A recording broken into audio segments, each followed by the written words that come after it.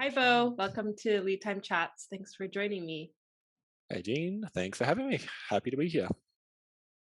Today, we're going to talk about the topic of virtual versus in person team offsites. And, Beau, I know that Automattic has been fully distributed pre pandemic and has always had and leaned heavily on these regular offsites, or I think you call them meetups. Yep. Um, so, I guess to start off for teams at Automatic, if we rewind to pre pandemic times, what was the purpose of these in person meetups and what did they look like? Yeah, sure. So, as you said, we've always been distributed. And so we've had these meetups as really like the only way that we actually get to spend real physical co-present time together as teams. Mhm. Um, so they started out, I think the first meetups were actually based around these events called word camps, which are kind of Mm. community held conferences based on WordPress because of the sort of DNA of Automattic. And then out of that, we grew into these sort of specific meetups that we structured for originally teams that work directly together. And then that evolved into kind of just being a tool for various groups of people, whether they were a project, working across teams on a specific project, or whether it was, in some cases, we would do them for sort of a whole portion of the company. So let's say all of the designers would get together for a meetup. Mm. And the main point was really, originally, was to really just provide that sort of team bonding and personal direct experience that we didn't get because we were distributed. Mhm. Um, Over the years, they definitely evolved, and so they sort of. I think we landed on a pretty common structure. Was I would say between 4 and 7 days. 7 days was sort of the max that we suggested that people do it. It gets really difficult for people with family obligations and things beyond that. And then some teams were much shorter. Um, we would fly teams from wherever they were to basically wherever they wanted to get together. We Mhm. had some internal tooling that helped people find sort of the geographic center of a group of people because our teams are quite distributed. So often that involves international travel. Mhm. Having a passport is a requirement at Automatic for sure. And people would get together so that usually it's sort of a day of travel on each end, Yeah. get together, and then there's some combination of really just being a tourist is actually a pretty Mhm. common part. So we encourage teams to go to an art gallery or a botanical garden or something that's very sort of low stakes. Everyone can participate in, very inclusive. There's not like physical requirements or it Mhm. doesn't require you to be a thrill seeker or anything. Um, and teams get together, they spend some time doing some sort of touristy activity. Then there's usually some combination of strategy or projects and retrospectives and sort of planning type work. Mhm. Um, the way that we structure them, typically they were either in Airbnbs or Verbo or whatever, or hotels. Kind Mhm. of depended on where you were going and if there was availability. And then also the size of the meetup is usually a pretty big dictator because once you get over about, well, I guess we had teams with some pretty complex meetups, but once you get over one, then the number of people you can fit in one reasonable Airbnb, Mhm. it starts getting easier to just get a hotel. Yeah, that makes sense. Well, Yeah. so for say like an average an average, but just like for an engineer who's on a team, maybe does some cross-functional things, how many meetups would they do and like what kind like so it sounds like a Like designer how might go on a frequent? Yeah. design meetup every few Yeah. months and then like a whatever their So team they're on. these were not super frequent. Usually, what we did was we have one grand meetup, what we call the grand meetup, which is the entire company gets together for a week every year. So Mhm. that one's everyone goes to that. And then for most sort of product teams, whether that and we've got various structures. So in some cases there are entire teams of designers.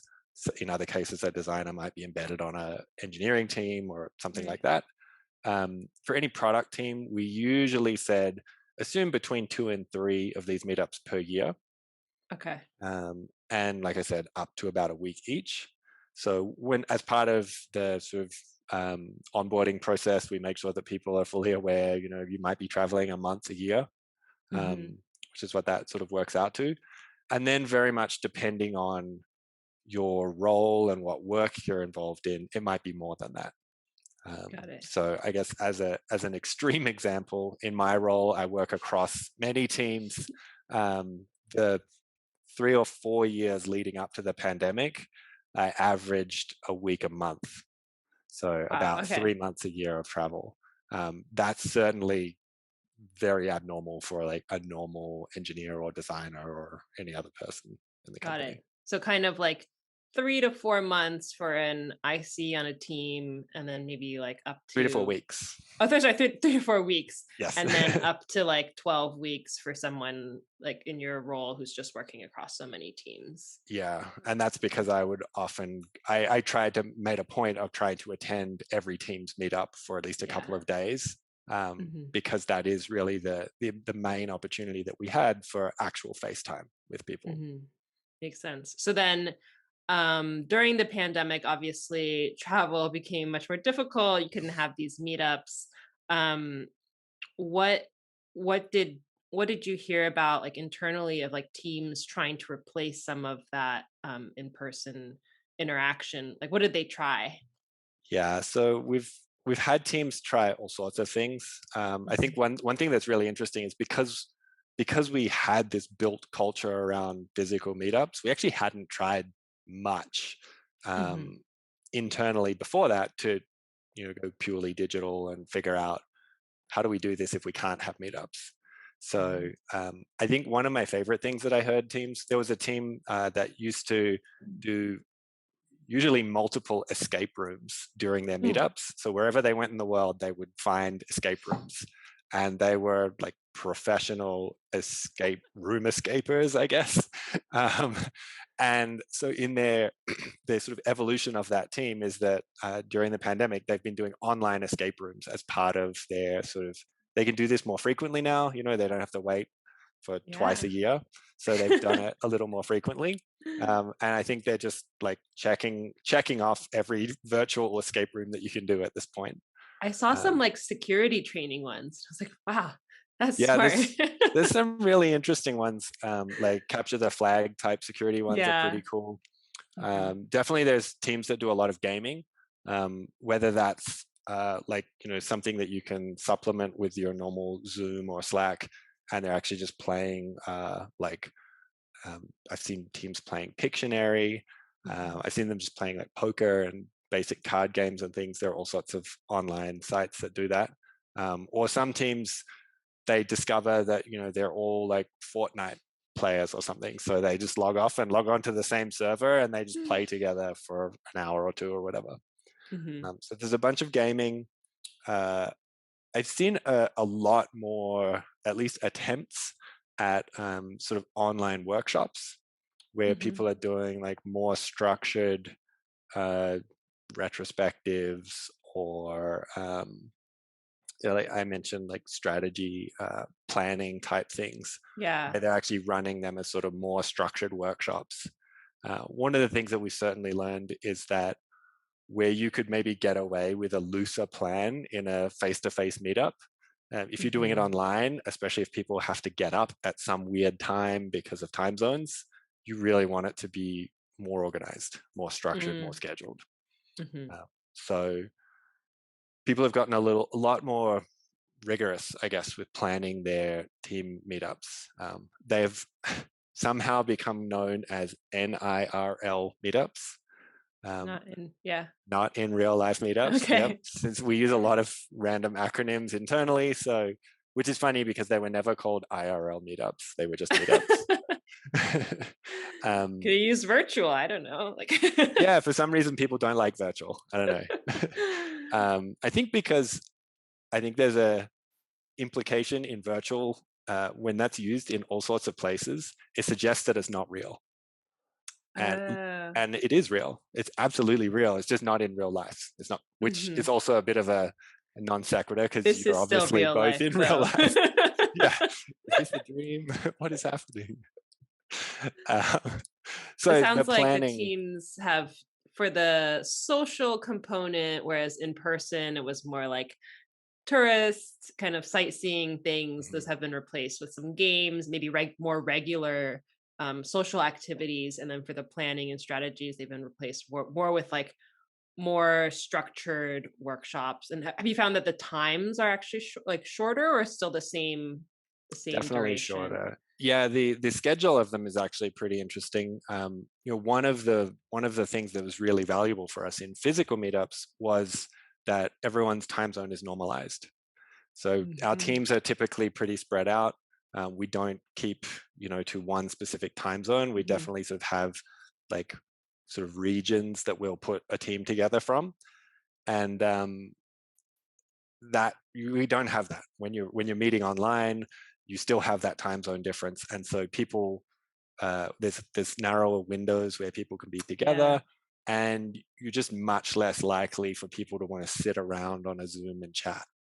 um, what's interesting is we just had a meetup recently, which was a pretty big one. It was across five different teams who are all in one area of our business, Mhm. across every time zone. So it was a very well scheduled meetup.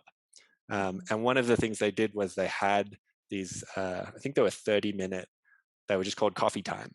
And they had Mm. these like scheduled blocks, and they were completely voluntary. You didn't have to be a part of that, but someone sort of opened the Zoom channel and posted it in Slack, and they were the sort of host for that coffee time. And Mhm. depending on where you are in the world, it's coffee or it's a cocktail or it's a hot chocolate or whatever. Mhm. And they were one of the most of all of the optional things in that meetup. They were one of the most heavily attended. Huh. People really enjoyed just having, like, knowing that it's a limited amount of time, so it's not going to be awkward, it's not going to drag on forever. They were probably up already, sort of engaged with the rest of the meetup, which was scheduled around that. Right. And yeah, people attended, chatted about all sorts of things. It was a mix of just their life or their work or whatever goes. So people really Sounds enjoyed like that. it maybe filled in some of the gaps that the full company, full automatic meetup would have, like meeting people on other teams that you just wouldn't have Yeah. encountered. Yeah, definitely. That was one of the other good things with this meetup, was the way that it was structured. All of the social activities were intentionally time zone spread, which Mm. sort of forced. So they were time zone spread, and then you were encouraged to try and go to at least one outside of your normal time zone. Mm. And so there was a really good mix of folks across different teams talking to each other. Mhm. Um, but I guess one other thing I think is worth mentioning from the sort of duration of these meetups and the time commitment. Um, the other big benefit of doing them as a team, physical all at once, is that your other work stops, kind of Yeah. whether you want to or not, right? You're in this different place. It's very difficult to maintain any normal work. So we would very consciously sort of Mm. hit pause on whatever people were doing. In these NIRL meetups, people like schedule them in the crossover time zone period that they can, and then have tried to fill in work around that. Mm. And I think that hasn't worked very well. Yeah, that So, makes sense. And then also I imagine people's home responsibilities right. continue too, right? They're Yeah, not they don't like go away. Still got kids. getting They're still yeah. there. They still need to eat. Yeah, you're not getting like help for that. Maybe like you would get help for maybe that week long if you were heading out Right. for a week, but Yep. yeah. So What so most of that these sounds like meetups it's have been been shorter. They've actually yeah. been, I think most of them have been more like 3 days, and not Mhm. even 3 full days. Obviously, you cut out the travel, so you get rid of 2 days sort of off the bat. Mhm. But even within the days that they're doing it for fewer hours during that time and being very efficient with that time. Um, Got it. and I think that's actually missing something, which is what this last big meetup really basically just said: we're doing a real meetup, and Mhm. you happen to be doing it from your house. So they Got it. stopped all work. It was scheduled, but it was sort of a relatively thorough schedule, so it accounted for like all of the time, um, Mhm. and you weren't expected to do anything outside of that work-wise. Yeah. It And I sounds think like that one of worked a the lot better. main things that didn't transfer well into the not in real life meetups, at least not with some intention, is that kind of spaciousness around like we've stopped our other work. Yeah. We've kind of literally flown you into this other location, Yeah. so you It's a can very only just clear focus break on it. point. Yeah. Yep, What definitely missing. what other things have worked? I mean, you mentioned some like escape rooms. The it sounds like the structure of workshops and really using synchronous time efficiently has worked well. What else have you heard that's worked surprisingly well? I guess not surprising, but I think I'll mention it just because it's worth mentioning is sort of project work slash hack projects. Hmm. Like I think it's a pretty typical model that hack projects are somewhat like they'll ignore time zones. People might stay up all night or whatever to Mm, work on something. So we've had some fun projects come out of these meetups where people they're on different time zones, but it doesn't really matter. They just stay up for whenever they want and do their work. hmm. Um, so, well, not work, kind of fun projects. Hack projects, yeah. And I Yeah, imagine those are maybe not official enough to have flown those people to be in the same place, but like the right. virtual or the kind of um doing the not in real life Yeah. hack projects enable them to work together. Yeah. The other one that I just saw the other day actually was one team that did a cocktail class together Mm. where, and there's companies that do this that organize it now, I guess, that have, I presume, sprung up during the pandemic. Yeah. It may have actually been a master class, I forget. Mhm. But they actually, you get all of the ingredients and everything that you need delivered to your house. And they did it across multiple time zones across the world. And they said it was amazing. And that was something that we might normally do at a meetup, at a physical meetup. Mhm. Like I've done a cooking class at a meetup, for example. Um, and those are really fun. And I think they work because they take people out of the context of work, Mhm. and they humanize everybody at the same level, unless you've got a professional cocktail maker or something, I guess. Right. Right. Yeah, um, we had a petting Zoom. Go to oh, Zoom, pettingzoom.com. nice. Yeah, petting Zoom. And it was I mean, it was a surprise for the team. And so our CEO booked it and invited everyone to a very important meeting. Uh, and one really cool side effect of that was the people that coworkers lived with, like, came, like Mm, someone's spouse or someone's kid who would usually kind of stay away from their working uh, area was like, "Oh, come on, come see the yeah, llama," or whatever, I and I want to was like, see "Oh, the this is weird my." animals. Yeah, like, this is the first time I've seen this person's spouse or kid or roommate, and that was like, I mean, the animals were adorable, but just kind of switching up the context was, like, really cool to just, like, see, "Oh, this person I've heard about but have never actually, like, laid eyes on," right? It was Yeah, really there's more than just the sort of cool. camera angle of Zoom and people in it. Yeah, that's an interesting Exactly. one just for a sort of normal operation. I remember at the beginning of the pandemic there being all this talk about, I think the guy was on like maybe the BBC, where his kid runs into the frame and people talking about how that's terrible, it's going to be the thing. And then very quickly people realize that's just life. And if you've got a Yeah. camera in your house, you're going to see that sort of thing. So we try to embrace that usually at Mhm. Automattic, but you do definitely find that different people are sort of more, I don't know, sacrosanct about their workspace, and Yeah. they'll, close their door, never allow their family in or whatever. Mhm. Um, Yeah, I've which, definitely invited my kids we have a weekly game time, and when they're around, and they happen to be around, I'm like, "All right, it's game time." And they're just like, there's screenshots of them like climbing on me. They're like shouting out the words. I'm like, shh. I'm like muting and trying to like keep them quiet. But that's funny. yeah, it's been fun.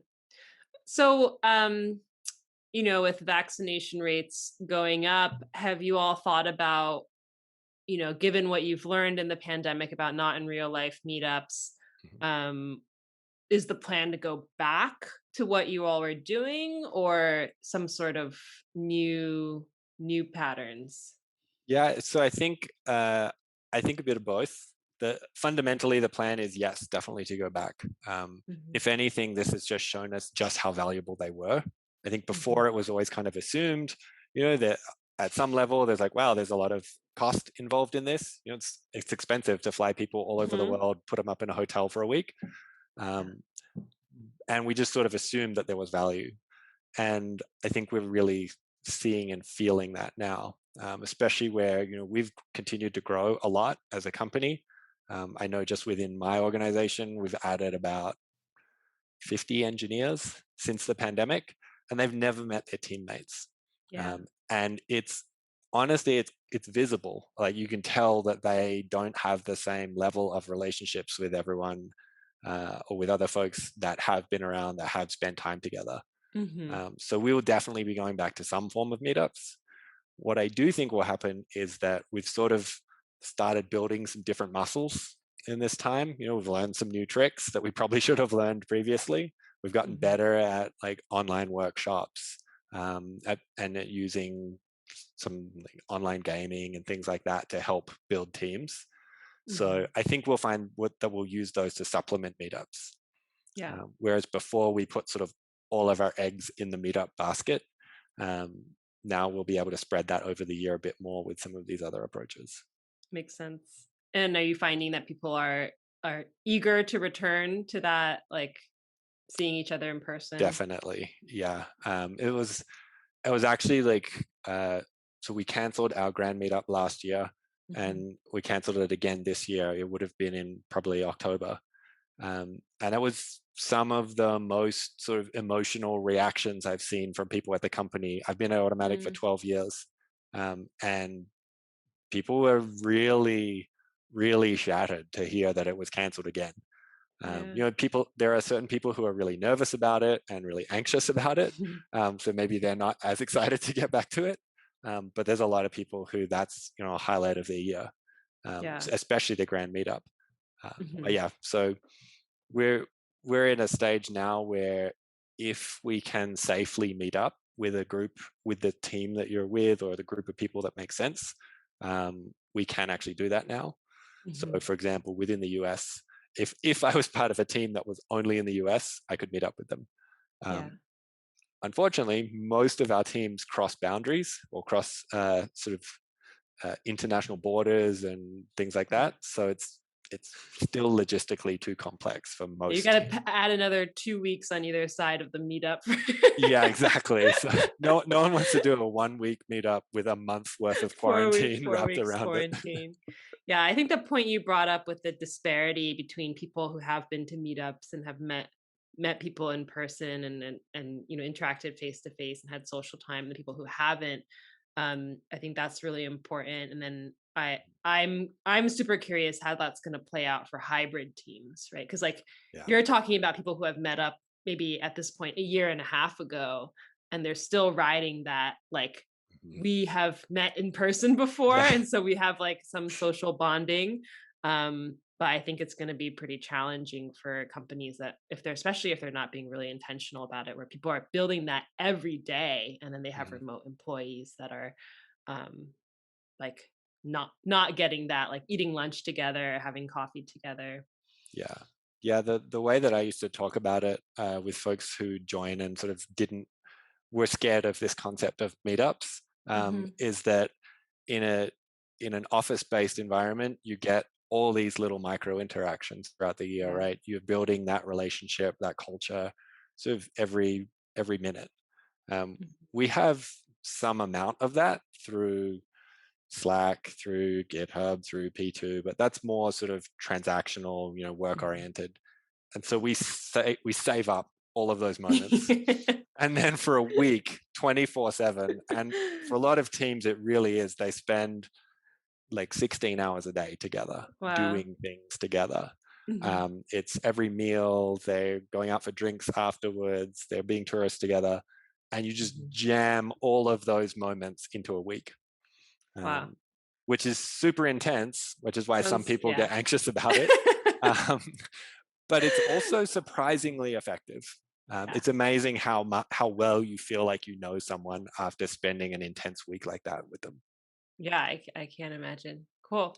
Well, thank you so much, Poe. I think this will be super helpful for people, especially as they are transitioning from being, fully remote, and then maybe deciding to stay fully remote, but Mm, figuring out how they can build some of that connectivity for their teams, and just learning from you and from a company that's been doing it for quite a long time. So, thank you so yeah. much.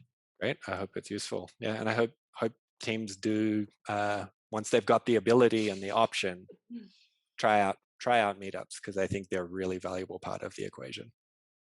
Thanks.